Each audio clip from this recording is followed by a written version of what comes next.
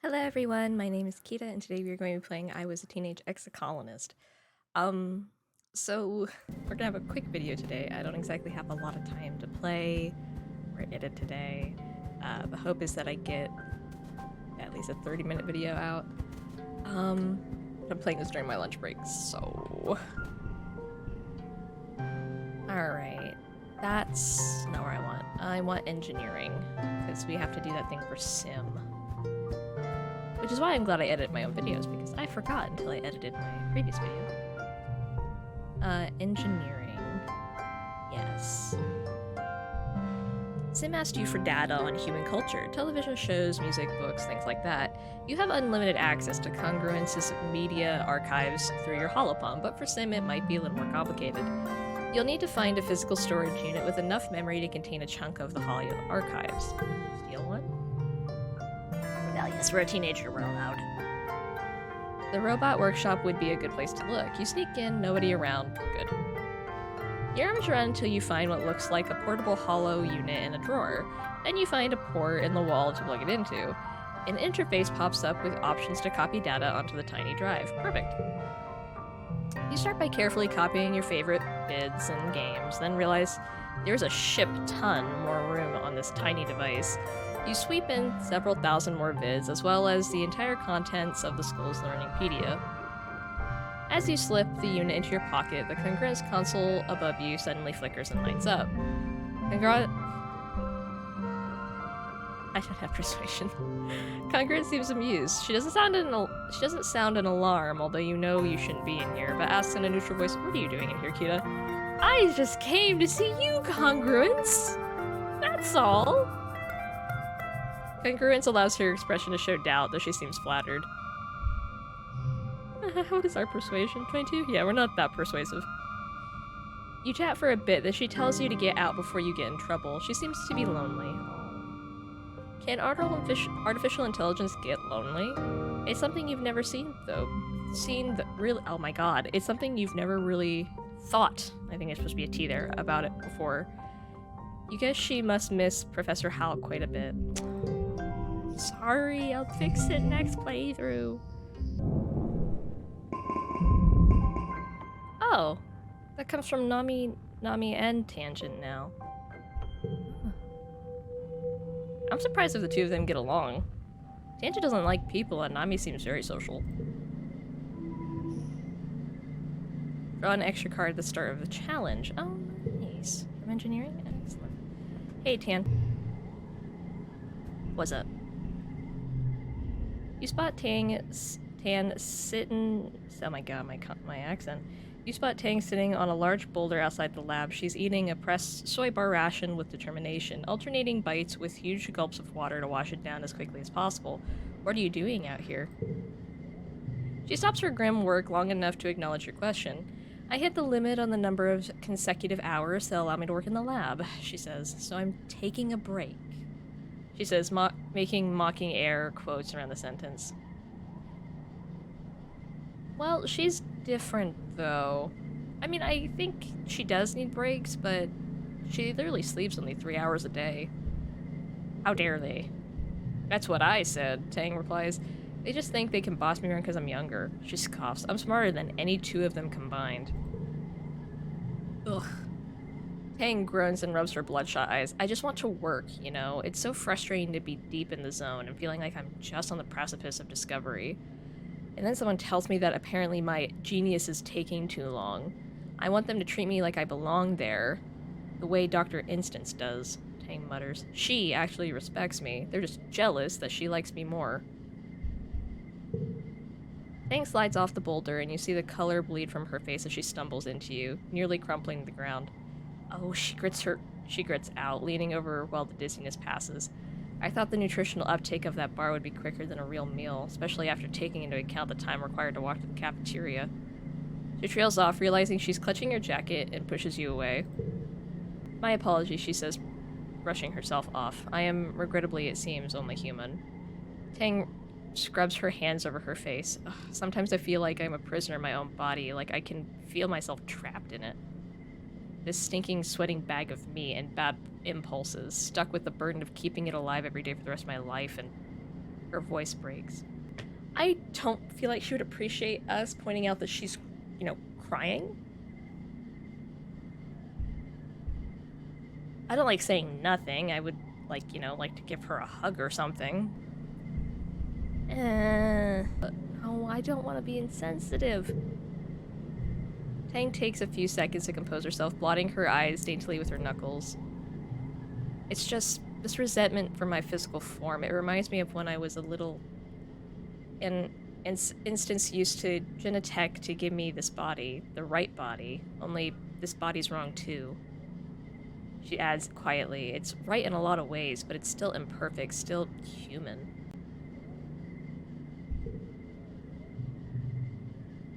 I do think you're beautiful the way you are. If I were an AI, everything would be more simple. I could just do my work. I could just do what I'm good at. No messy biological functions, no emotions, just clear and beautiful purpose. I hate this, Tang sniffles. I hate feeling like this. I don't necessarily want to flirt with Tang, but I feel like that's true. I think you're beautiful the way you are. I'm also always here to listen. Sure, what could go wrong? This is the playthrough for mistakes. If we end up having people mad at us because we're flirting with multiple of them, then that's what happens, I guess. I think you're beautiful the way you are. Yeah, I knew she wasn't gonna like that, but that's how I feel.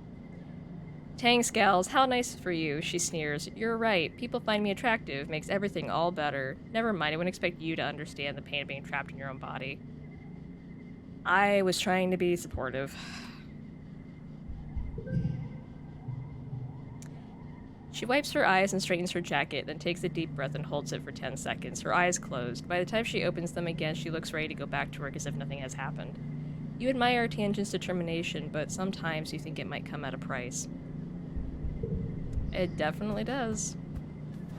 I think Tang is what people would call emotionally unavailable. Which, I mean, it's fine. If she doesn't want a relationship, that is completely good. Some people, it's just not their thing. I just wish the game would be confusing about it.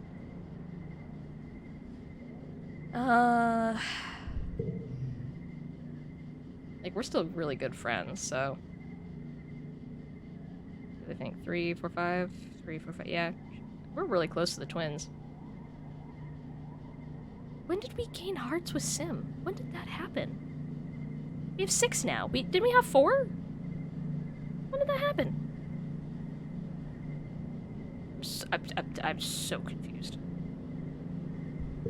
But okay, sure. That's a thing. Alright. Well, we probably should go out to the new area and find Sim to give him... There's outside. There's outside. To give him a flower. The data we collected. Bridge, yes. Alright. I think we found Sim over yonder. Certain things I definitely want to come back to, because anything I can just walk past I feel like is important. And the game's just trying to be like, no, it's not. Anyway. And after we give this to him, we'll explore around a little bit. For once, you see Sim before he sees you. He's crouched just off the path, staring at a flower, his face blank. He doesn't react as you approach, so you watch him for a while. He's so perfectly motionless, you'd think he was a plant too. His eyes are unfocused. Is he assessing some kind of mental interface? Eventually, you clear your throat. Sim carefully stands up and turns to face you. For a moment, you're not sure if he recognizes you. Then he tosses his head and a grin leaps to his face. Kita, you caught me checking in with the boss. Your boss is that flower? You have a boss? Well, I'm sure he does. You have a boss? My boss? As I told you, they aren't fond of change, he replies. They're also very much like your boss. What's she named? Utopia? He tilts his head to the side.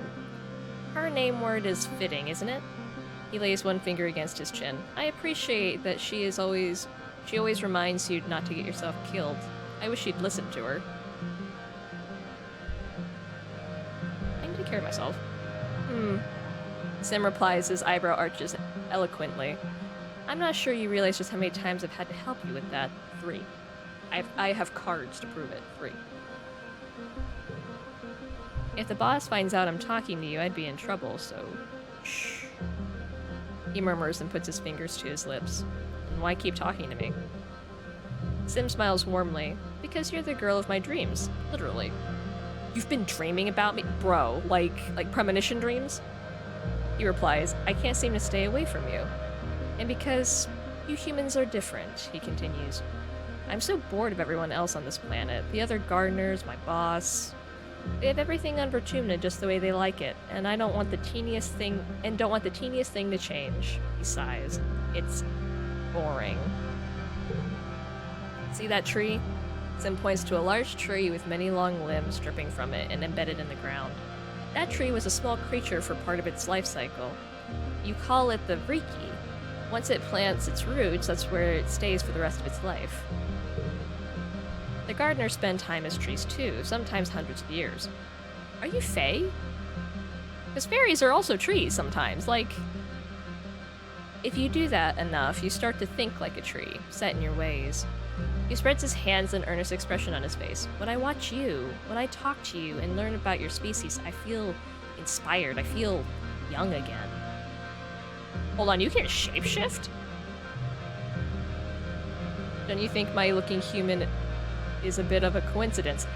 That's what I was saying, so you can shapeshift, that's why you look so human. Okay, that makes sense.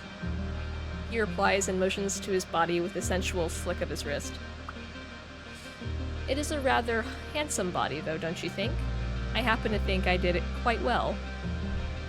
I mean, you are very attractive. I said this when we first met him. He's very... Yeah, I'll say so.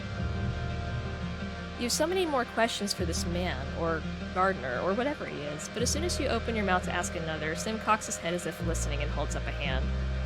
I'm sorry, he says, looking for all the world like he's listening to the dang flower, but I must away. But I didn't give you the thing! And with that he's gone, off to protect the wild or rescue damsels or whatever, or maybe he's just avoiding your questions. But I have a thing to give you! There we go. Did you bring what I asked? Sim is standing in the shadows, wrapped up in his clothes like he's trying to blend into the jungle. He looks like a vid actor pretending to be shifty. You guess he's asking about the data. He asked you to smuggle out of engineering. I've got the data you asked for.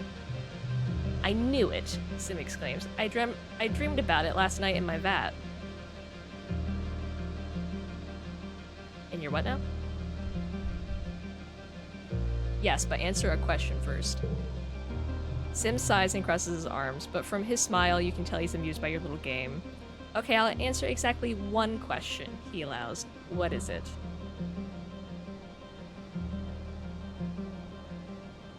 What's with those thumping engines? Thumping ruins? As your surveyors suspect, they were made by those you call the Convergent Domain, he tells you. They built cities and created the gardeners. So you're created? Then ruined everything and left, about 20,000 years ago, give or take. What do the Thumpers do? They help us serve our purpose, Sim answers shortly, and that's already one question too many. He makes a reaching motion towards the data. You hand over the data drive and Sim takes it reverently, staring as if he could see what's inside. Marvelous, he says. Like a genetic payload, except with the digital data instead of organic. What will I learn from this trove, I wonder? You're still puzzling over the implications of the phrase genetic payload. As he continues, the other gardeners are so tedious and obsessed with their work, he complains. They're more concerned with maintaining equilibrium than experiencing new things. They don't understand that novelty is what makes life interesting. He slips the data drive into his sleeve. Thank you, Kita. I will treasure this. You're welcome. Anything else? Sim is lying in the grass looking as if he's asleep, but for the way he turns his head to you as you approach. I dreamed you'd come today, Kita, he says, not opening his eyes. Okay, I'm done. I guess that's all for Sim. Yeah, I'll talk to the Thumper. What's up, Thumpy? You find your way blocked by a massive wall. No, a hollow pillar, knocked over and lying on its side in the sand. It's absolutely massive. It stretches to your left and right, at least 1 kilometer in each direction, though at some point it's crumbled enough that you can likely scale over it. Check it out.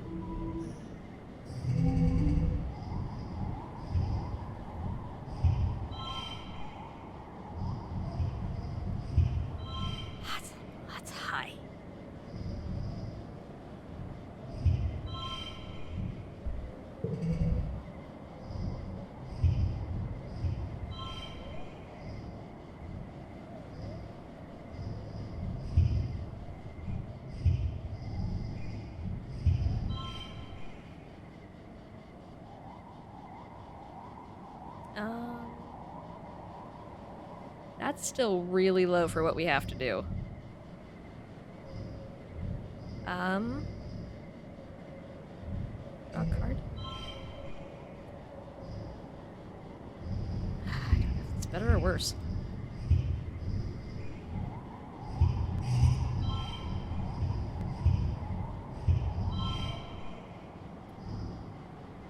How many do I have? 3 eggs? 4, 3. Yeah.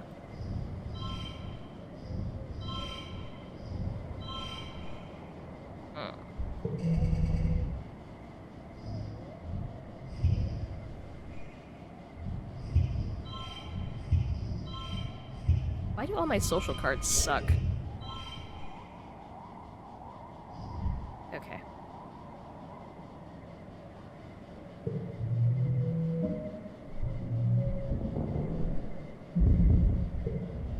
This looks giddy as you follow the pillar to its base, a large pyramid almost entirely lost under the sand. You push away some of the sand and find that the pyramid is inscribed on all sides with pictures of, well, wormholes, you think. This pillar must have once outstretched up into the sky. Maybe it was some kind of observatory or sacred building, or just a monument to the wormhole. Mysterious.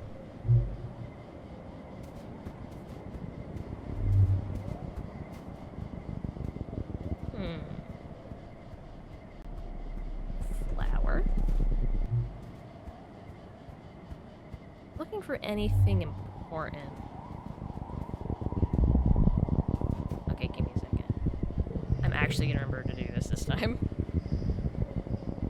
Because that is super helpful with how high stuff's getting. Gain 2 less stress, plus 2 bonus to pairs. That's actually really helpful. Especially while we're out doing stuff. You haven't been down in the deepest crevices of the ridges, where the crystals grow thick and the air is stagnant and dead. It's already sweltering on the ridges, but in the chasms you can see the heat warping the air, almost like it's a permanent fog. Utopia says the air is so thick and still that you can't even use your glider down there. At least one thing survives in the haze, though. While you take a break for lunch one day, you can see flickers of silver dart in and out of the fog like ripples of light on a lake. As you unpack your tiffin box, the silver flashes come up out of the fog and begin to surround you. They're animals, eyeless, almost translucent creatures about the length of your arm, trailing meters-long tentacles behind them. Their mournful hooting is magical and strange. You look them up on your holopalm. Oh, air squid babies. Wait, air squids are predators. Wait a minute.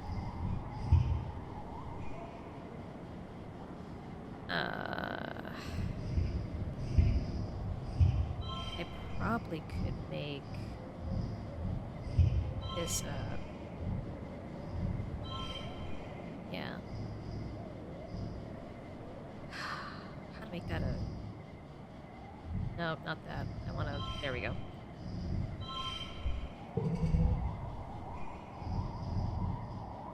Plus 2 to pairs.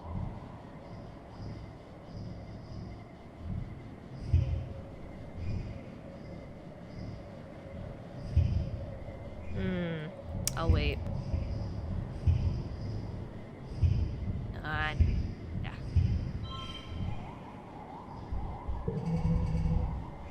Oof. 9, 6, and then...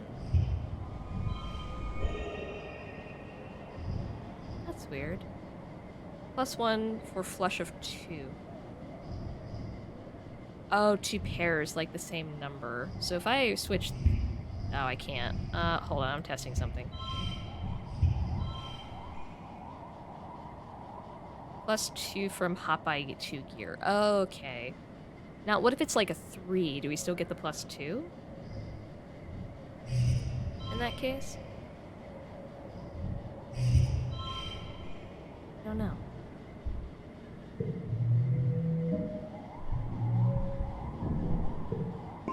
You duck behind some roots and keep perfectly still as the creepy creatures float around and past you.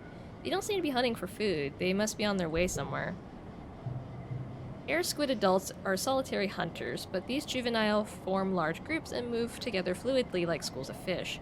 Once they're a safe distance away, you take some notes on their social behavior. The honest thing is how many creatures there were. Hundreds of the things, but mature air squid are very rare creatures, more often heard than seen. It must be a tough life if so few of them reach adulthood. Yeah, I imagine. Ah, -2 from the... Yeah. Okay, nothing over there. Ooh, Diz. Diz! What's up? Diz is an entirely different person when he's outside the colony walls. Without people constantly trying to correct his asocial behavior, he's like he's blossomed into someone who's actually confident. The more time you spend with him out here, the more glimpses you catch of the real Diz. Bet you can't do this, he says, jumping off a huge boulder and doing a cool roll at the end. Wait, no, bet you can't do it with your eyes closed. I can. You and Diz cavort around, daring each other to do more and more dangerous things. Diz isn't scared of anything. You think you see something up on one of the plateaus above you. The cliffside is covered in convenient vines. This is so childish. Like this right here, dare him to kiss you on the lips. That sounds like something kids would do on like a playground. How old are we? 15. I guess it's not too outrageous for 15, right? Sure, why not? I already said if we were gonna pick somebody, it'd be Diz. I don't think he's gonna go for it, though. I wonder if, like, just because it has a kiss image, if it's not always, like, the right option. Obviously, with Tangent, she didn't like that. Ah, that is something he won't do, though. That will let us win. Yeah, do it. Ha, that's so cute. This goes pale. What? No. That's not the same, he exclaims. You're cheating. Wow, you might have found the one thing Diz is scared of. He insists you pick a real dare. It's real, do it. Alright.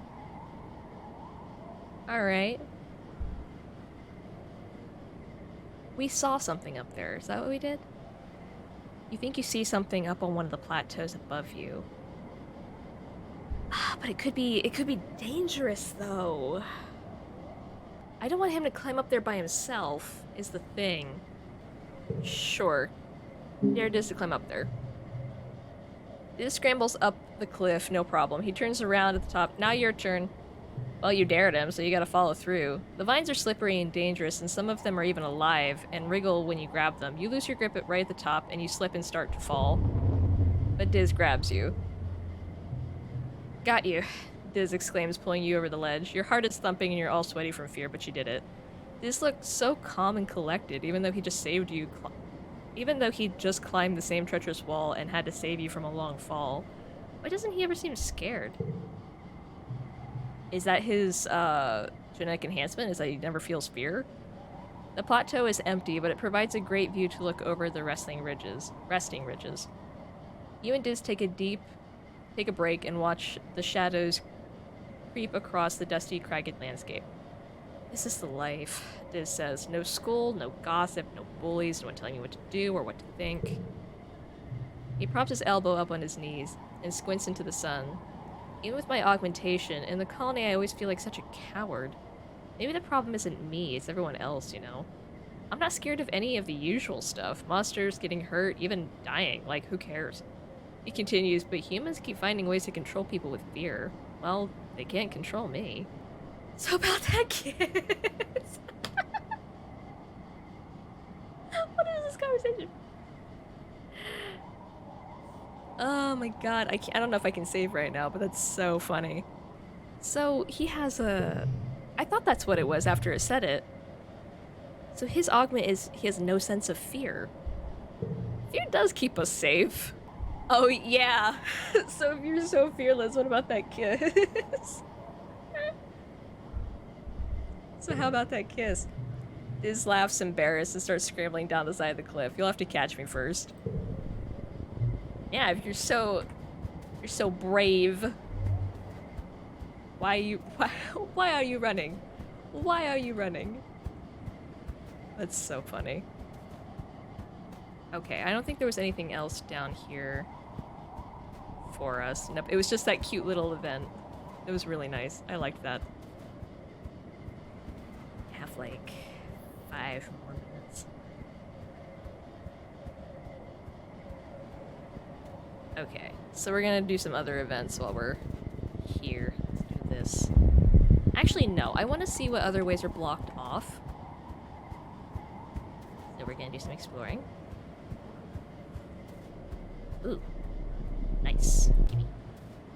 What is this strange device? Okay, I don't think...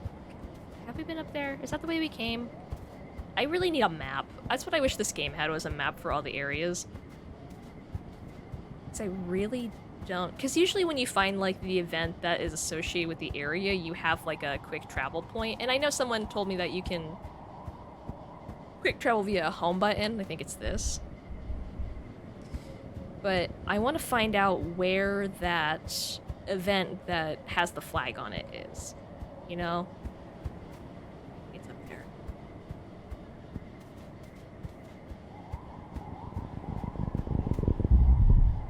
The path ahead is blocked by a field of snaking vines and brambles. They're flowering enormous happy blossoms, swaying in the shimmering heat waves. You could push through them, but your hollow palm beeps a warning, a radiation warning. These flowers seem to be highly radioactive, far too radioactive for the mild shielding your suit provides. You might be able to pass through if you don't mind feeling the effects of radiation sickness until you can detox at a medbed. Well, if it doesn't kill you outright. Radiation is unpredictable. I kind of want to take a sample. But if it's radioactive, we shouldn't take it with us. Unless the sample is contained. You snag a sample you can study in geoponics. Excellent.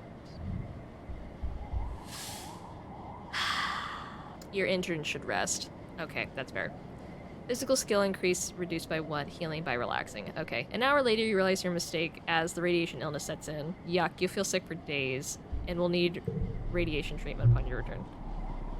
Yeah. I figured. But that's fine, because we usually stay out until we can't anymore. You're walking along a ridgeline when your foot knocks some rocks down the slope. You anticipate the familiar clatter as they plunge into the chasm, but realize it's silent, just like the wind. You peer down the slope, nothing's falling. Wait, the rocks you dislodged with your foot are just floating. You take a step forward and realize you feel lighter too, like you've taken off your mountain gear. You take another step forward, it's a struggle to keep your foot on the ground. With one more step, you realize it's possible to take both feet off the ground. You're floating. You nudge your foot and let the momentum float you forward a few feet, feeling more untethered by gravity the farther you go.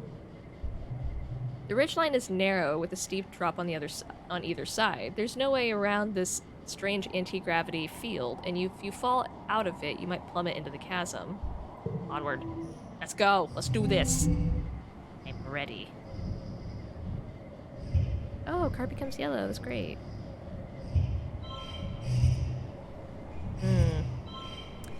It will lower.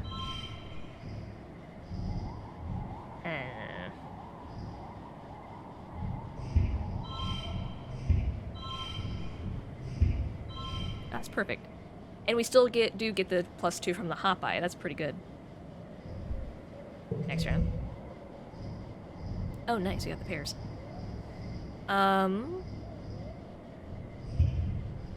That's not good. Let's do...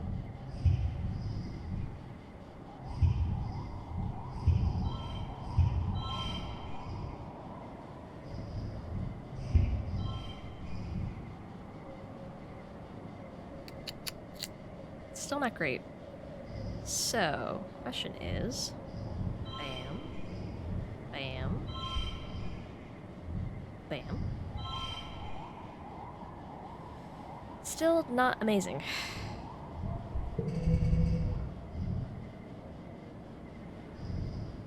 Five. 4, 5. 3. 3. And we did it. Just barely, but we do it.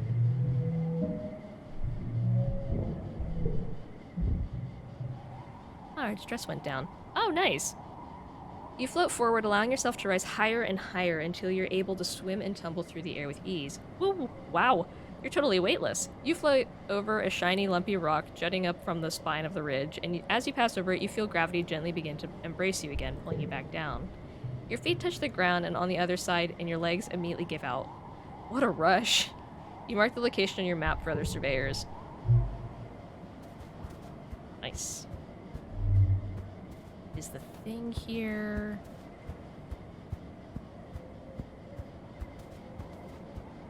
Looking for it. Oh. Did I just come back the way I came? I did, didn't I? I'm a doofus. Did I? This place is a freaking maze. I think I did. Gosh darn it.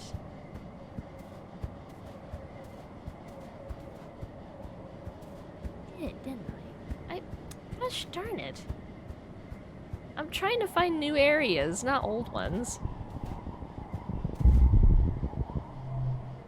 You're scaling a huge rock plateau when you're suddenly overcome with an incredible feeling of peace. You've never felt anything like this. You literally feel lighter, like all of your troubles have been lifted away. The feeling is stronger when you touch the rocky surface and you realize it's radiating from the rock. And Diz is here. Diz is sunning himself on top of the rock, stripped down to his shirt. Just his shirt? He looks up as your shadow falls over him. Oh, he says slowly, you found it too, huh? He shades his eyes from the sun as he looks up at you. You feel it, right? Like, you just feel happy here? That's why I haven't told anyone about this place, he says. That's how they get you, you know, he says. Once they know you love something, they use it to control you. That's deep. Diz shrugs. He doesn't seem to care if you're making fun of him or not. Must be the power of the rock. You're going to keep it a secret though, right? Diz asks. I don't want this place dug up and studied. It'll ruin it. He scowls. People always ruin things, especially researchers. Some things you don't need to understand. Okay, it's our secret. You do take a few readings though, just because. All data is important. You mark down the location but fudge the coordinates so anyone they send out afterwards will get lost. You wonder if the rock is natural. Animals seem to really like it. As you're taking your readings, you watch a swarm of Dorbs moth bask on the rock as well, just like Diz. Then you lie down on the rock beside Diz, letting the strange magic fill you with an incredible sense of peace, love, and unity with the universe. We're back. Nothing happened. My outfit has not changed. It's not another day. You guys are imagining things. Okay. Right. I was trying to look for an event area, but I don't think this map has one. You come across a particularly flat area, a large field of obsidian. Well, obsidian is the only word you have for it, but you've never seen obsidian this bright. It's like a rainbow trapped underneath its glossy black surface, like the entire ground here is polished black opal. The field glints under the sun at certain angles, momentarily blinding you. It looks slippery and shiny. Skate on through it.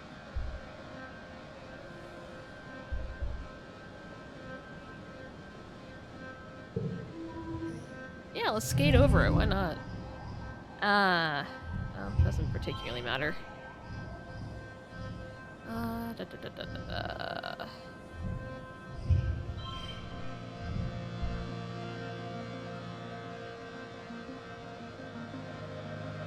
Can we change that to yellow? Yes.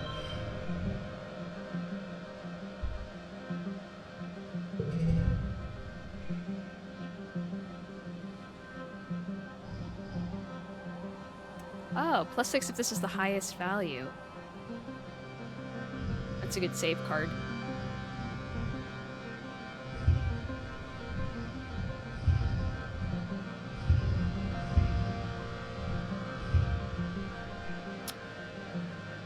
I think I'll keep that for the next.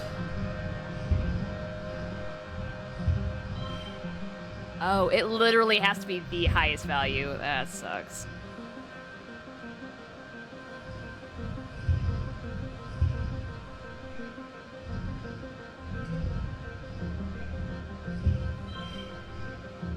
Oh, shit.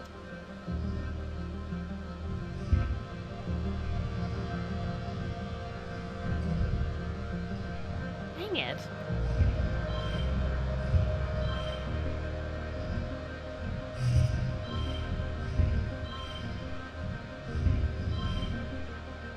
actually the same.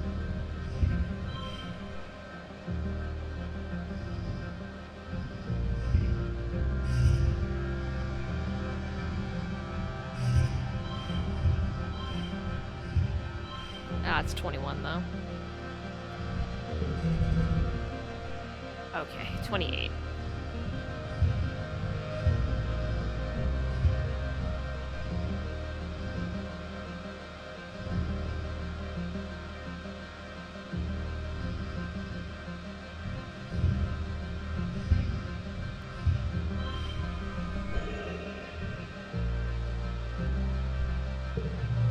Victorious. Yeah. You take off your shoes and glide around in your sock feet. You take a tumble and get a little bruised. I have a blast. Woo! Do some science while you're there. Why not? You find a patch that is a little different and take some readings. You confirm the material is not natural. It must have been created by the convergent domain because it's the same stuff they made the thumpers out of. Silica, mixed with some trace organic elements. By looking at striations in the cliffs nearby, you determine that this entire region used to be covered in a thick sheet of this dark glass rock. In most places, there is now a layer of soil over it. But if you dig down far enough, you'll probably find this layer everywhere. Like the whole place has been glassed. No wonder there are so few plants here. The convergent domain must have paved this area to discourage plant life from growing. All except for the crystals, which seem to sprout happily from the obsidian pavement.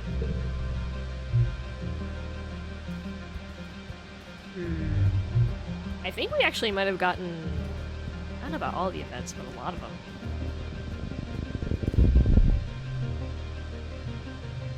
You investigate a weird squeaking noise. Eventually you follow it to its source. An undulating swarm of sleek creatures are gathered on the cliff above you. You watch as they throw their tiny bodies off the edge, plummeting past you and out of sight. They scream and screech in excitement. Okay, weird.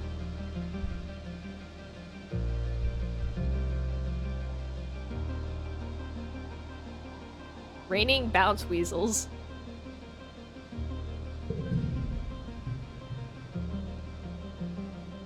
You pick your way down the slope, finding a second herd of miraculous unharmed weasels at the bottom. As you watch them, one lands on your head and squeaking indignantly goes to join the rest of his kin. Ouch. You hear the flap of wings and look up. A whole colony of pink and orange Dorb's moth clings to the rock overhead, nearly camouflaged. As the squeaking of the weasels above reaches a fever pitch, the Dorb's moth restlessly take off from the cliff and flutter around. You watch as one of the little creatures pitches off the edge of the cliff and lands square on a Dorb's moth back, sending them both plummeting to the bottom. As the large moth crashes fatally into the ground, the weasel curls its body and bounces harmlessly away, and scurries back to feed on its prey. Ooh, bounce weasels! You record the screeching on your hollow palm. What a noise. Gotta go home.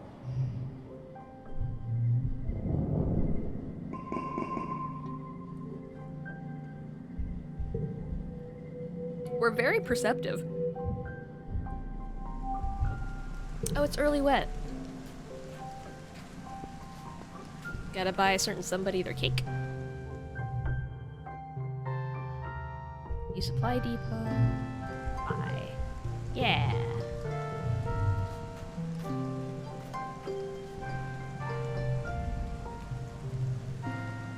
Mars is poring over a real book with real paper. You crowd around it to take a look at it. This belongs to that new kid, Nami Nami, Mars says, lilting her voice like a question. I told them I was looking for someone to draw designs for my new fashion line, and they just handed me this. The book is filled with character designs, giant robots, and pictures of characters kissing. It's so good, Mars says, turning the pages.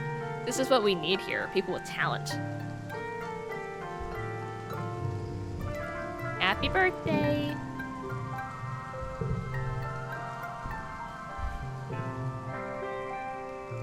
She's not our bestie by any means, but we're actually more friendly with Mars than we are Anemone at this point. We haven't tried relaxing in the creche yet, so I think we're gonna try to do that after we talk to Dad. What's up, Dad? You ever hear your dad talking to one of the other cultivators? He seems to be upset about something to do with the new governor and people from the Heliopause. When the other woman leaves, you have a chance to ask some of the burning questions you've had.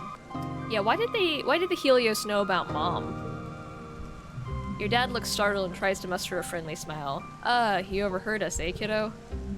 Listen, Kita. He hesitates and looks around nervously as if afraid you're being watched. You're just going to have to trust us adults on this one. There are things you're still too young to understand. I am not too young. I thought the same about myself once, your dad says gravely. I was wrong. The Helios came here just like us, looking for a better life, he tells you. Some of them had other reasons too, but now that they're here, we have to learn how to work together. When your mom and I were young on Earth, we learned a hard lesson. He gives a grim smile. We learned a lot of hard lessons. One was that it's safer to be led by one dangerous person than be attacked by an army of them. He lets that sink in. Another was that sometimes when adults tell you not to worry, you should listen to them. Go on, enjoy your youth. He gestures towards the Heliopause. Go get to know some of those new kids. I'm sure you'll find they're a lot like you. Before you say another word, your dad is called back to work. There's still so much to be done to rebuild the farms and geoponics greenhouse, and you can see people from the Helio helping him. Maybe they aren't all that bad. I don't know if the people in the Heliopause are that bad. I'm saying the guy leading them's giving me bad vibes. And I'm not all that attached to the kids, but I'm guessing that will fix itself. Oh, what a pretty crash. You're relaxing after hours when Antecedent pops her head in the lounge. The kitchen, she announces in an artificially sweet voice, is looking for someone to help with part-time cooking duties. Someone young, someone responsible, someone organized. Someone, she stares pointedly at the teens in the room, who might have too much free time on their hands. She bustles over to you. You'll be perfect, Kita, she says, hugging you. Then loudly to the others in the room, she declares, I'm glad somebody around here is responsible enough to put in their share of work. Unlocked cooking in the living quarters. Everyone else ignores her, shifting awkwardly. No one wants to disappoint their auntie. Antecedent gestures towards the nearby cafeteria and tells you to come by next week so she can show you the ropes. Okay. Is what I would say, but I have some stuff to look at. No, those are good cards.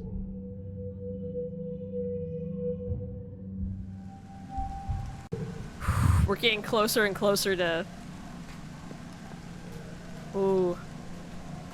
I wonder what it's gonna be like. We are definitely better armed. Oh, no, where's the front door again? It's over here, right? Yeah. Ooh, log.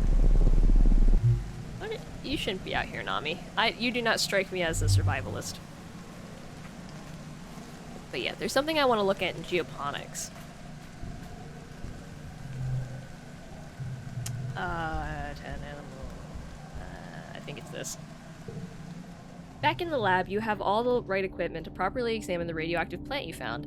Maybe you can find a way to protect yourself from them so you don't need to drag a radiation-proof envirosuit with you every time you go to that part of the planet. Radiation poisoning isn't the killer it used to be on Earth. With medbeds, you can flush out deadly doses of radiation in a few hours.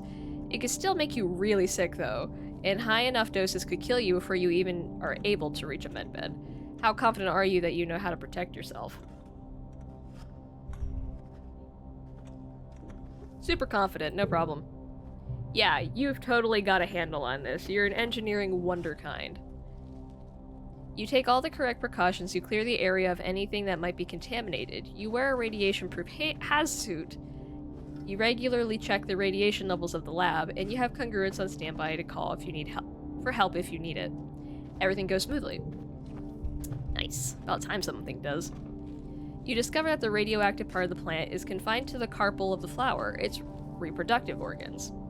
Radioactive reproductive organs. And that the petals act as a radioactive shield. Oh. To protect the rest of the plant. Oh, I see. If you press the center of the flower, the petal closes and blocks the radiation enough that a person can pass by without feeling sick. Ah. Neat, you should be able to use this to protect yourself next time you encounter this plant in the wild. That's very cool.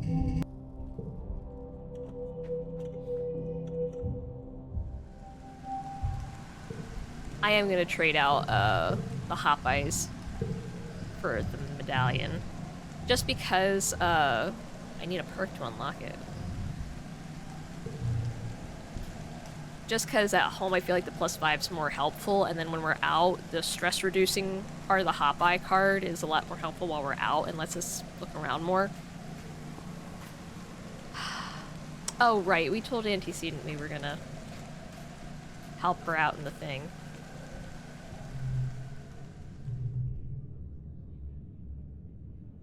Photophoner.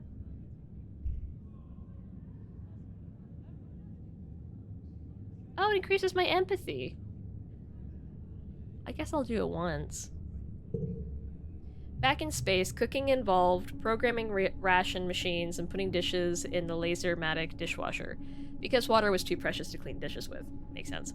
But now you're growing more real food and trying to figure out how to cook with it. The cafeteria kitchens are bright and full of good smells. There's always something baking or boiling or frying. You take a deep breath in and just hold all of the deliciousness in your lungs. Chef steward Anne, known to the kids as Antecedent, is in charge of everything in the living quarters, running the children's creche, coordinating the cleaning bots, and of course cooking for the whole colony. It's a lot of work, but she's good at delegating to all the kids she has raised here, including you. She's a big believer in learning by trying, and doesn't mind if a few dinners are ruined in the process. It looks like you're on your own this morning, Auntie Anne says, welcoming you to the kitchen. Don't you worry though, we'll start you off something easy. She shows you to the kitchen nanoprinters. Just press this button and the ration machine will spit out a freshly pressed cake of soy rations. It's not tasty, but it's nutritious.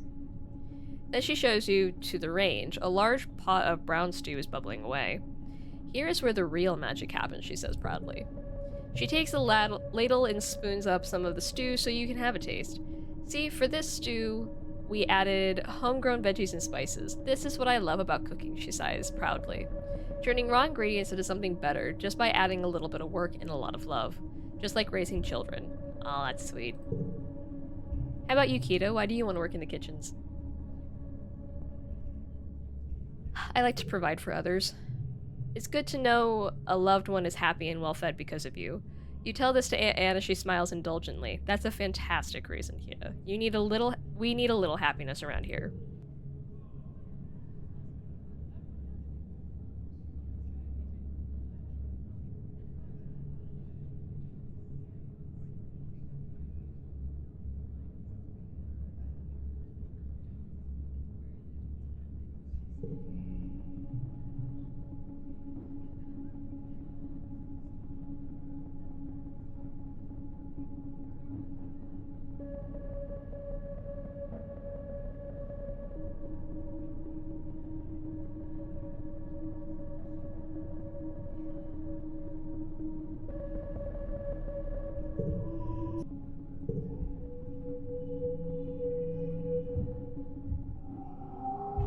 And now it's glow.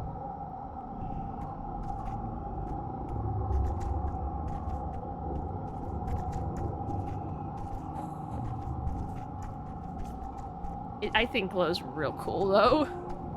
It's sad it's danger season, but I think it looks real neat. Gates are shut. Oh, but there's a thing! I can't have it. Ah, it's so unfortunate. Let me out of the gates just for a crystal, please. Alright. I don't think there's anything for us to really do here. Oh good, this is inside. That's good. Let's practice combat, I guess. Where's combat? Where is it? I'm so sorry, guys. I freaking lose track of everything. Okay.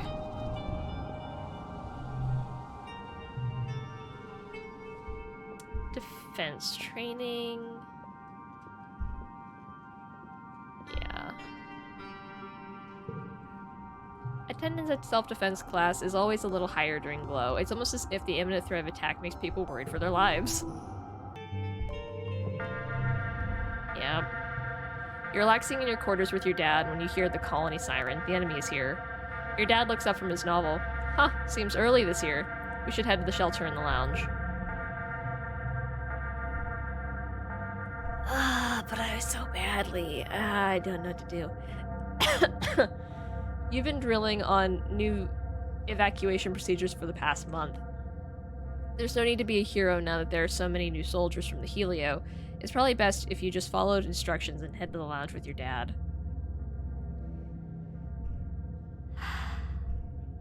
But I want to go.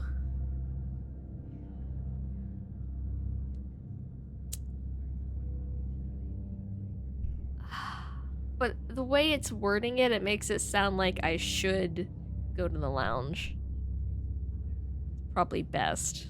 Yeah. Just because it hasn't... But I so badly wanna... I'm very brave.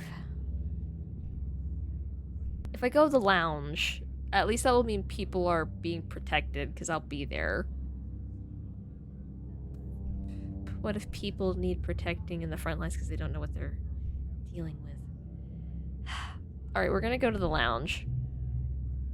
The mood in the lounge is anxious, even though the colony's defenses are much better this year. Over hushed conversations, you can hear younger children crying inconsolably. You look for your friends in the crowd. Mars and Tangent are here, quietly reading something on Tang's holopalm. Cal is trying to entertain some kids with his juggling tricks. The few civilian kids from the heliopause are here too, including Rex and Nomi. Vase and Anemone are absent, probably serving guard duty. Where's Diz?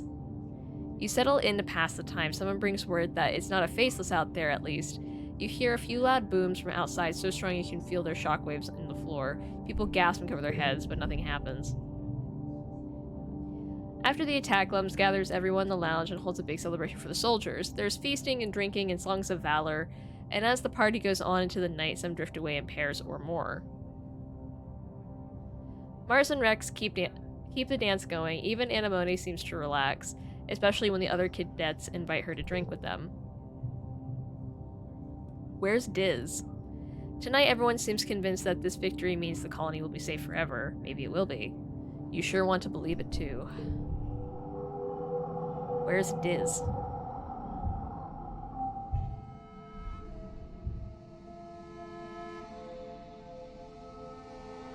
Yeah, when did Sim get 4 hearts?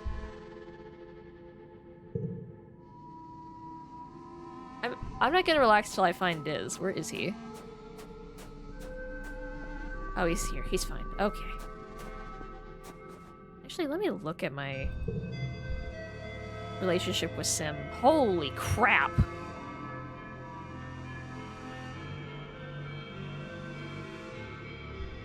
We're besties, I guess. Dog. Dogs are very helpful.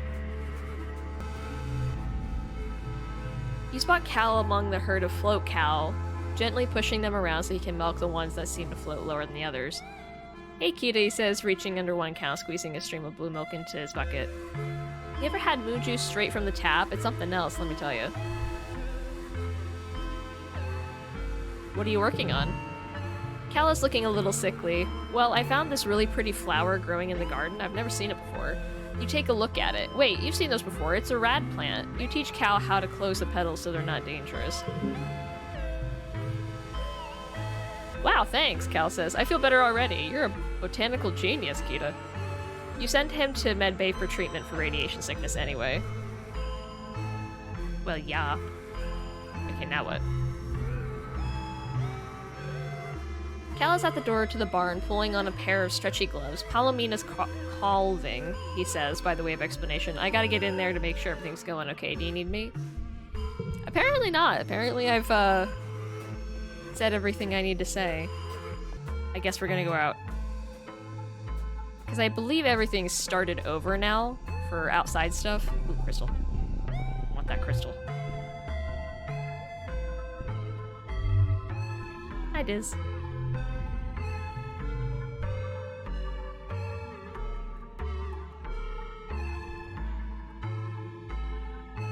Diz is squatting at the edge of the colony, staring off in the wilderness with his arms wrapped around his knees. It doesn't matter, he mutters. Soon I'll be gone, and then you'll be gone. He puts one hand on the ground. We'll all be gone eventually, but this planet will still be here. It's a little depressing and ominous. All events have respawned. Yeah, I'm more concerned about... Not exactly respawning or anything, but more just... Oh, Diz.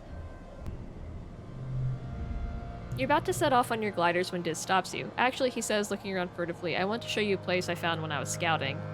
He looks up from your holo map. It's not on any map yet. He says, it's special. I want to show you because I think you're the only person in the colony who will understand what it means. You and Diz set off, hopping for a few hours before the trackers in your holopalm ping Utopia that you're not where you said you'd be. After a short trek off map, Diz takes you to a round door set in the side of the cliff. The door is glossy black and made of something that's part bone and part stone, like the rest of the convergent domain architecture you've seen. Unlike the ruins, this place looks, well, not new, but definitely well maintained. Diz touches his fingers to the center of the door and it dilates with like an iris, previously unseen seams folding in on themselves, with a noise like rocks grinding together. Inside is a lumpy, smooth tunnel that reminds you unpleasantly of intestines. It looks like you could barely fit in there, on hands and knees, and unexpectedly cool wind ruffles your hair.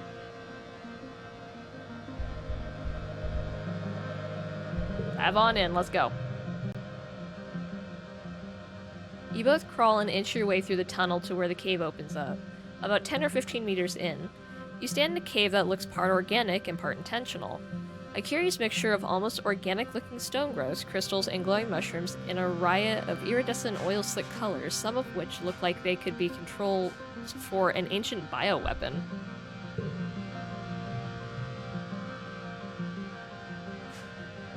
Oh no. You view deeper into the caves, obscured by layer-caked stalagmite pillars. Everything is dark, but for the eerie glow, you're using your holopumps as flashlights, but it's air-conditioned. Cool, fresh air is blowing from vents in the floor.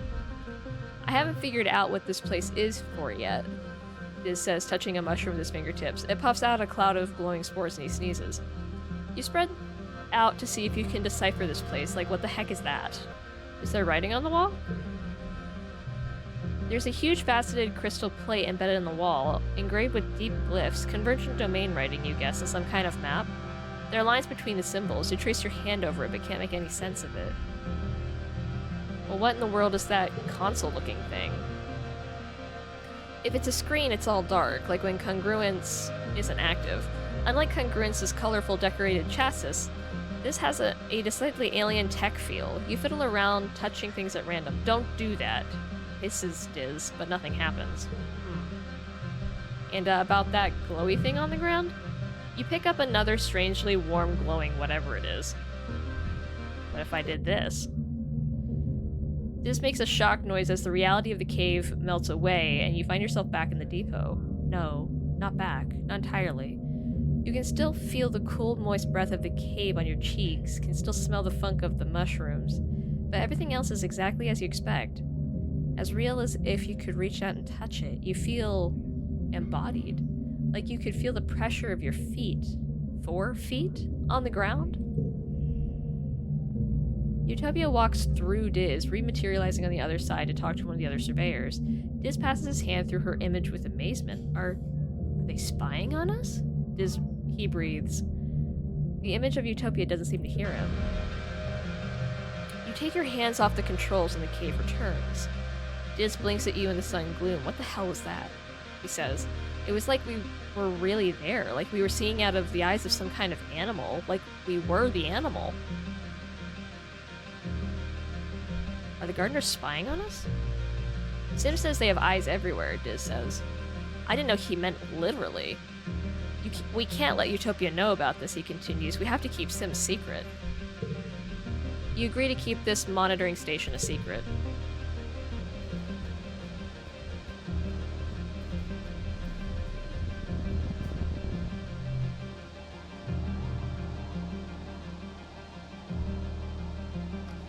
A precarious natural land bridge drops down sharply on both sides here. You kick a rock over the side, but don't hear it hit the bottom. Do you cross? Cross the bridge very carefully.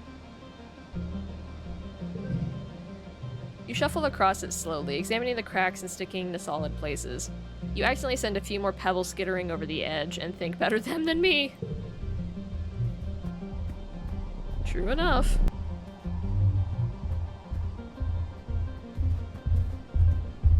This thumping thing again.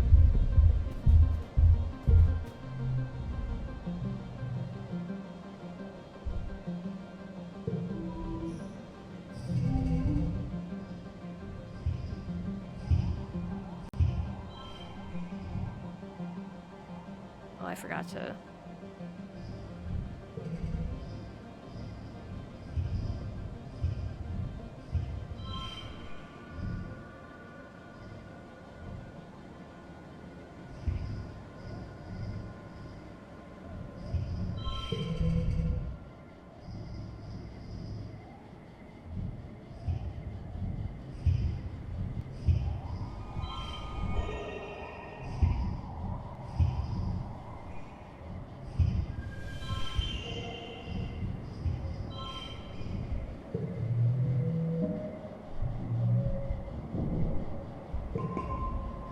You find more scraps of convergent domain writing and technology. You document everything to bring back to Utopia. Yeah, I'm gonna change out my gear for my... Oh shit, my hops. Decrease my stress at least a little bit.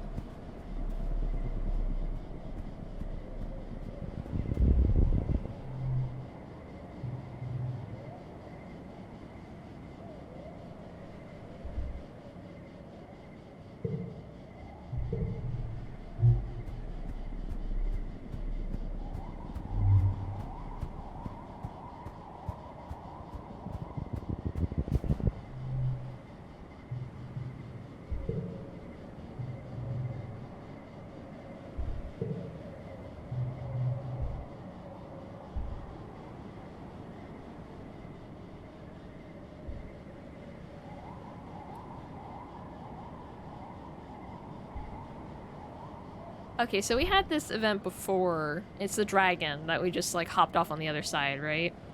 This time I want to see where it's going. Centimeter by centimeter, the Goliath makes its way into the chasm. You feel the air grow thicker and less hospitable until the sheer density of the heat and the drought make you feel genuinely concerned for your safety. You climb up the creature's back segment by segment until you back at the top of the clearing, then drop down the other side. Whew, scary. Okay, so it wasn't something we could do anyway. Thought maybe it would lead us somewhere cool. Let me past, I know he's here.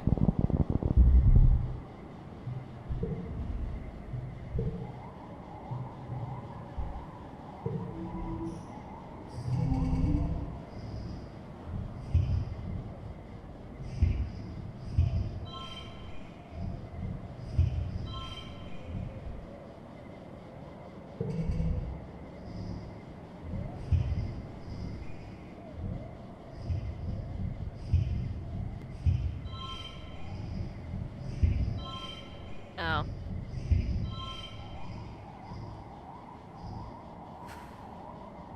Yeah, no.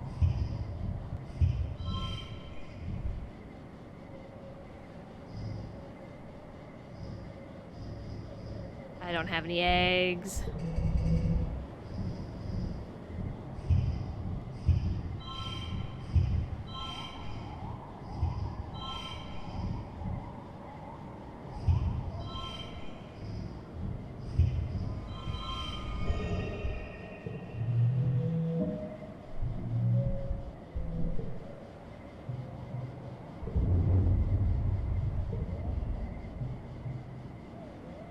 10 minutes later, there is a new fly following you. Just give up, Dismumble. It's probably one of the gardener's spy creatures. Remember from the monitoring station? Oh, it does come up again. That's nice. Oh yeah, well, you'd rather they'd be less annoying. Huh. Part of me wonders, because I want to talk to Sim about it, you know? The sun rises after glow, heralding a new year. It's your 16th birthday. You wake in your new quarters, blinking into the watery sunlight. Dust motes float through the air, and you take a moment to enjoy the perfection of your bed while you listen to the sounds of the colony waking up outside. So much has happened in 1 year. Just a few short months ago, you thought your life was over. Now it's better than ever. There's plenty of food and the colony is safe. You even have your own bedroom. You're considering snoozing until your dad wakes up. Until your dad wakes up when your reverie is interrupted by someone sitting on your balcony. Yes! It's Diz. He's on your balcony? He's starting to act more like Sim every day. You're finally awake, Diz says, slipping off your railing. I thought you were going to sleep away your whole birthday. Happy birthday, by the way. Thanks. You watch the sun rise in companionable silence. Your dad wakes up shortly after that and gives you order up your traditional birthday breakfast feast. He gives you a big squeezy hug and tells you he's proud of you.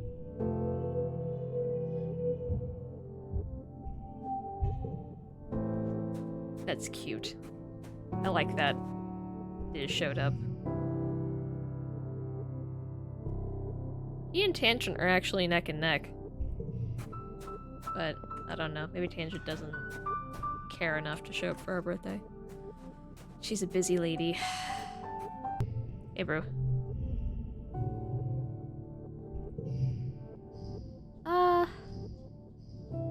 Let's go ahead and give him a strange device. Thank you. Just brought me the whole thing of butter. I love you. Brought me the whole thing of butter. I'm just eating buttered noodles. I was just super in the mood for just buttered noodles. He just brought the whole thing of butter. Oh, with a bowl of noodles. Because he's having normal spaghetti. I apologize if people are hungry and watching this video. I really apologize. Super love me some buttered noodles. Carbohydrates are great. I could never be on a diet where I couldn't have bread. His eyes light up when he sees your gift. Whoa, he says, taking them from you with uncharacteristic delight. Where did you find this? It looks like some kind of alien artifact. It's gotta be. Diz likes strange devices. Really? He only needed... Oh, he got another heart. Oh, shit. Oh, shit. Hello. You leave the front gates and see Diz talking to one of the senior surveyors. He listens intently to their instructions, and the surveyor hands him a satchel of instruments and claps him on the shoulder before walking away. Diz turns to you. Hey, cutie, he says. He hikes the satchel on his shoulders and gives you a shy smile. It's still kind of weird to be allowed outside the walls.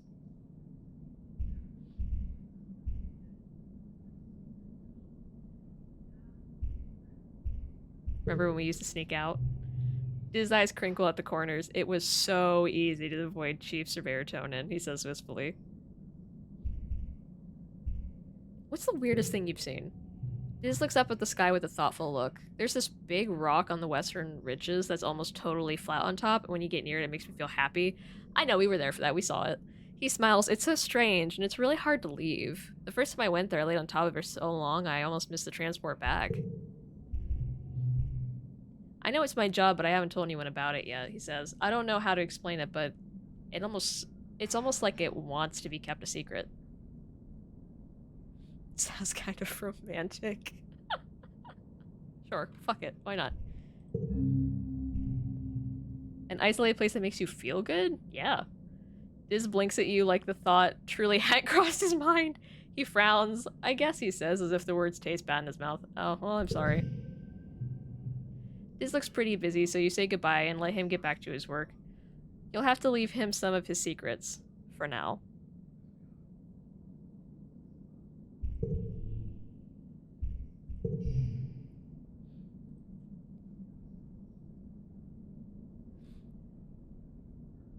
I wonder if this changes too. Controlled wild. I wonder if this will change depending on how we interact with people. Intelligent, stoic, in the middle. She don't give a crap. Yeah, I don't think we're close enough with anybody else to really know where their loyalties lie, per se. In the middle, humorous, alien. Why is that a bar?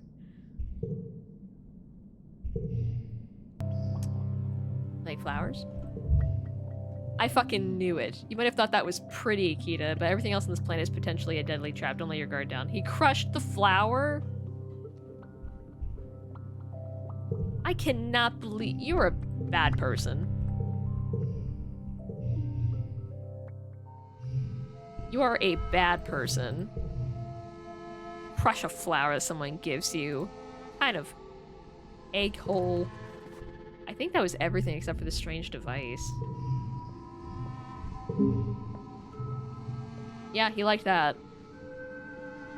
Base turns the strange device over and over in his hands. Know thy enemy, he says in a low growl. Yeah, I don't care for you enough to give you that. I'm going to give that to Diz, so... You can kiss my behind. You spot him only talking to Vase. He smiles warmly and claps her on the shoulder and she goes red, stammering out a goodbye as he walks away. Oh, hey Kita, she says when you approach. Girl, I wouldn't, man. He's not great. You want crystal? Looks like, look at this hunk of whatever. It's not really my thing. You should give these to Mars. That's what I was thinking, was Mars would like it. Tangent. I know you probably would like a strange device. Do you want a medicinal herb? Oh, she does. She likes medicinal herbs. This is interesting, is all Tang says, taking the roots and turning them over in her hand. Her lips curl in distaste at the dirt that clings to them. No, really, she protests when she sees the look on your face. I'm going to analyze these roots to see if they have any useful properties. They might be medicinal. She turns to walk away, then remembers herself. Thank you, she adds, almost as an afterthought. You're welcome, Tan. You're just my best friend. Oh yeah, I gotta find out what you guys like.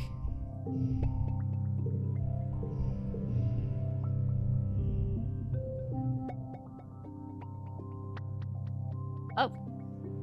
Rex is playing a game where he throws a ball up in the air as high as he can and tries to catch it without using his hands. You narrowly miss him running into you, and the ball bounces away. Shucks, Rex exclaims, twiddling his big furry ears. I was on a roll. Do you need something?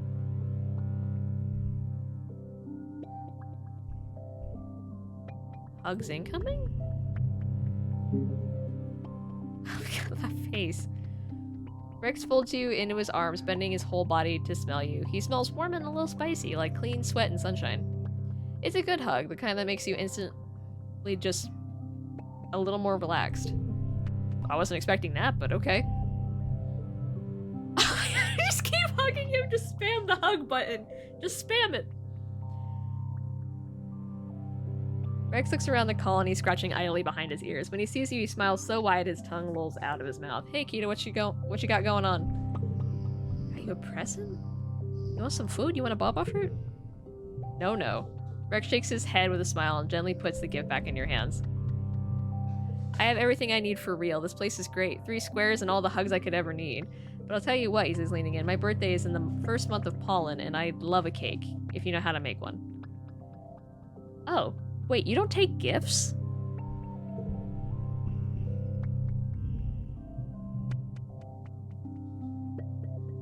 Huh.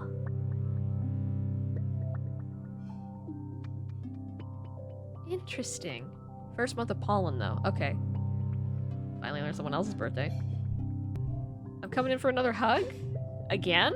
Rex laughs but wraps you in another great big hug all the same. That's what I was thinking. I'm like, already?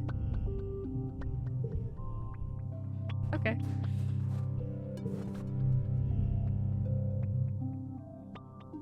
Nami is doodling in her sketchbook but looks up with a big smile as you approach. They turn off the here speak. Hi, Kita, what you doing? Me? Oh. I forgot her voice. I need a drink.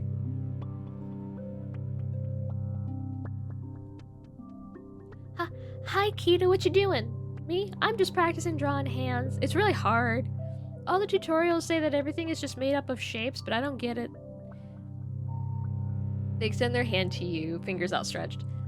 How is this made up of prisms and 5 cylinders? It bends. Want medicine? No. Nami takes up the root from you with great reluctance. I'm not sure what to do with this. They say dubiously. Don't these belong, outside? Are they safe? Maybe you should ask Diz about them. I think I have 1, 2 more. You want crystal? She likes crystals. Okay. Nami makes a sound of appreciation, holds the crystal up to the light. Wow, it makes rainbows! It's perfect! Thank you so much!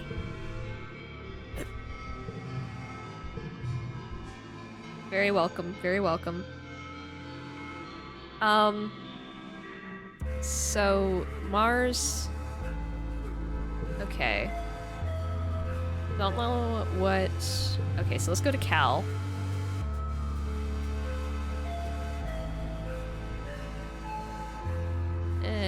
I don't like you, Mars. I'm not gonna give you anything.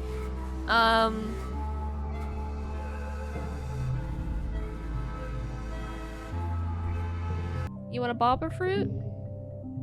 Of course, food. Food! Cal grabs the fruit out of your hands, then remembers his manners. He gives you a big hug. Thanks, kid. I'm starving. How did you know? I didn't. Okay. Well, that was an adventure. Sort of. We're super stressed, so... Let's go ahead. Oh, right. Hey, Tang. We want to study together? You offer to help Tangent with her schoolwork, but she shrugs you off. I'm not working on school anymore, she says. Chief Engineer Instant says I'm smart for my age, and my talents are wasted in school. She opens her holopalm and shows you some of her lab notes. Ugh. It's so much work, though, she complains. Honestly, maybe it would be better to be like everyone else. Unintelligent people seem happier. Just then, Anemone jogs by with a squad of soldiers all marching in time. She gives you a little wave, then cringes as the leader barks at her to keep her eyes forward. Tang shudders. On second thought, forget I said that. I'll keep being smart, thank you. I'm sure we need 80 reason. Yeah. Almost maxed out biology and perception. Like, holy crap.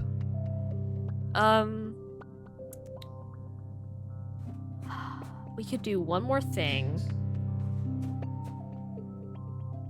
Yeah, I'm gonna do it. We never actually played... I don't think we've ever played with our gift from Tang, which was our photophoner. In addition to playing the photophoner, you work on adding descriptive video to some of the old holo recordings. You don't want anyone to miss the work of the masters, even if they can't see the holograms. You record audio overlays describing the rolling meadows, crashing waves, busy streets, psychedelic visions, surreal geometric dances, and more.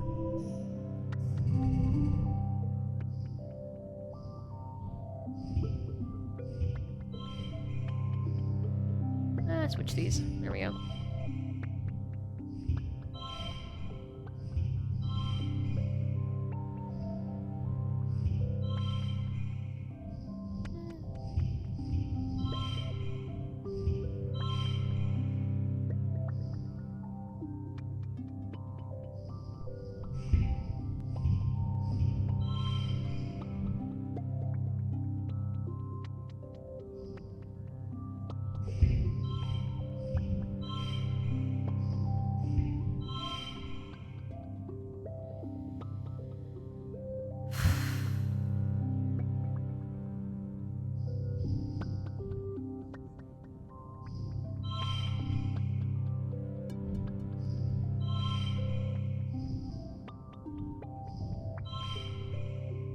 Man, it's hard.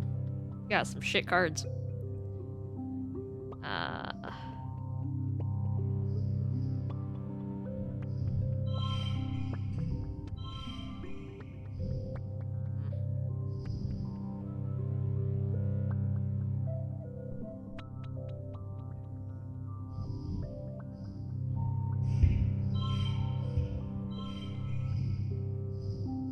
And we don't have any more turned intelligence. There we go.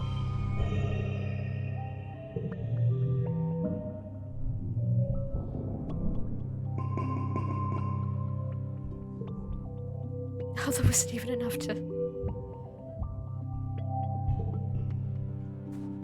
Yeah, let's get the rest on the wall. Where is my thing? There it is. You say hello to Diz, who appears to also have chosen to blow off work and just relax. But he just frowns and moves to a different spot. Huh, he must want to be alone. Fine, you didn't want to hang out with him anyway. Why, though? Did I do something?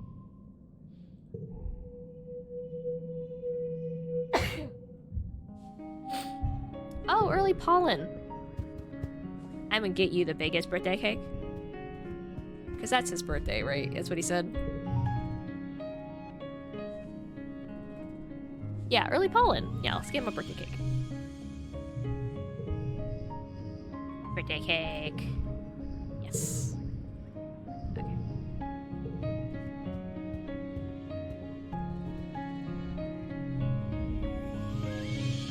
You're standing around gossiping with Rex when he suddenly goes quiet. You turn to see a group of teenage soldiers from the Helio staring back at you from across the courtyard, scowling in derision. Don't pay attention to them, Rex mutters, turning back to you. If they know they can get under your skin, they'll never leave you alone. Trust me, it's just better to smile. I got you a present. Cake. Rex beams as you unveil his birthday cake. You remembered! He cheers. Thank you, thank you, thank you. He likes cake. It's actually in his thing. Likes cake. We give it to Mars as well, but I don't think... Yeah, she doesn't like cake, though. So, like, does... Oh, so if we just keep hugging him, like, every month, we'll easily build up to that, 10 hearts. I wish I had known that ahead of time. Like, he didn't have an exclamation point over his head, so I didn't assume anything was going on with him. Rex throws his arm wide. Coach, I'm open. He laughs, catching you as you throw yourself into his arms. He spins around and growls into your neck, squeezing you tightly. It's a good hug, the kind that makes you instantly just more relaxed. Good. Hugs are great. Who are you, Mars? Diz, buddy.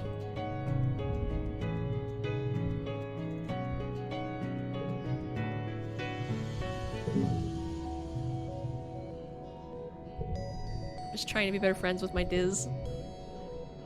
Since we're getting up there in years, I'm trying to pin down somebody. And so far, Tangent and Diz are kind of neck and neck. And Sim is, like, our best friend for some reason. I don't see anything, so I'm guessing we're good to go.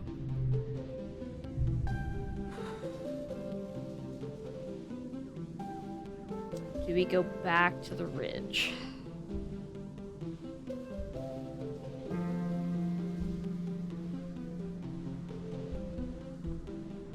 Sure.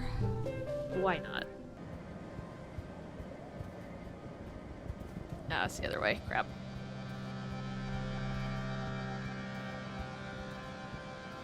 There he is. You're enjoying a relatively uneventful second son of oh my god, of taking readings from one of Utopia's geological surveys when the world shifts on an unnatural axis as Sim comes crashing seemingly out of thin air, grappling with a skyfish almost as big as he is. 10 hearts? How the fuck did we get 10 hearts? Look out, he calls to you, though it's far too late. The ground rushes to meet you, and it's all you can do to close your eyes and protect your head. To make matters worse, in the ensuing tussle, they completely crush the delicate scanning equipment you finished setting up. Utopia's going to be so upset. What the heck was that? You yell at Sim, who just shrugs helplessly while he holds the skyfish at bay.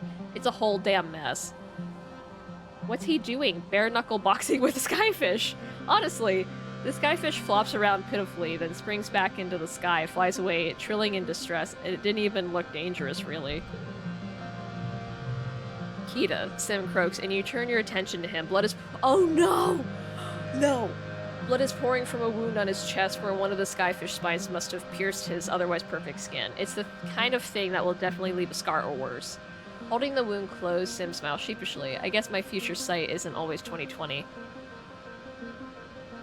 Holy shit, are you gonna be okay?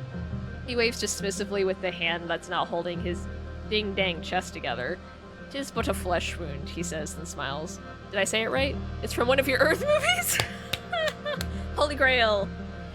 I quite liked it. He coughs. He and I are similarly difficult to kill completely. He grins. You think it's just a coincidence that I'm always there at exactly the right time to save you? At night, when I'm asleep, he corrects himself, I sometimes see visions of things that are going to happen, or at least that could happen. Dude, same! Oh my god. Twinsies? My dreams aren't always true, Sim says, wincing as he applies pressure to the wound. The paths branch and converge. Time is more like a web than a line, I think. He smiles weakly, but always in the center there's you. Probably because I'm the chosen one. I can see the future too. You're at the center of my web too! I'm so glad I saved. Because I don't know if I want to romance Sim, because he's got 10 hearts. I don't even know how that happened. And he lives forever. How does that even work? Can we even have children together? Is that possible? I don't even know. Then again, if we play again and we decide to start as his childhood friend, I don't know. I'm gonna go for it. I can just reload if I don't like where it's going. You're the center of my web, too. Sim coughs. I'm flattered, Sugarbug. That's what my father calls me. Stop it. I didn't know you thought of me that way. That's a lie. I flirted with you the first chance I got. I can't tell you how this future sight works, Sim continues. To be honest, I don't even know. But if you're curious... He's clearly grappling with something, and not just the sluggish, bleeding wound in his chest. His voice drops. You might look for answers under the light of the wormhole in below. He confesses. You press him for more, but he begs you simply leave him to handle his injury in peace.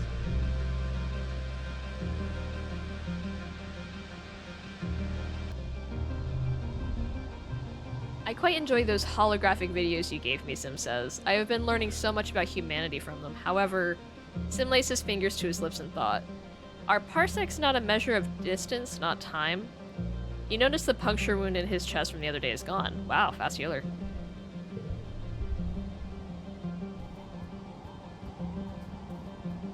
I think we've already been this way.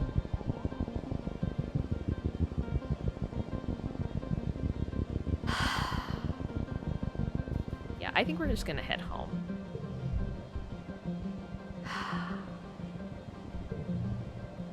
So I don't know where an event would spawn is my only thing, because I haven't found...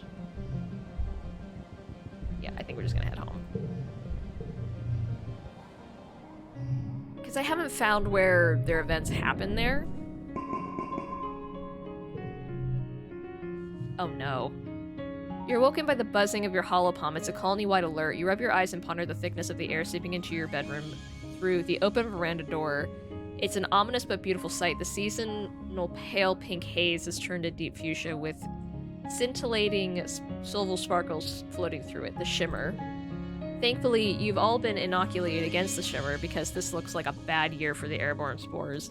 To be safe, you stay inside and seal your windows and doors tightly. You spend the time playing hollow games with your dad. After a couple days, the pollen fog passes without incident. Ha! Our dad probably would have died had we not done that, so there we go. Confirmation.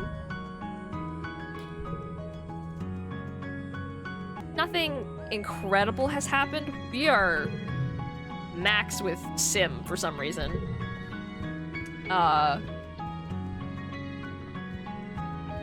And yeah, Anemone seems to be having a thing for Vase, which I don't think is a good thing. He definitely does not strike me as someone you want to be in a relationship with, but hey, maybe I'm judging a little early in the game here.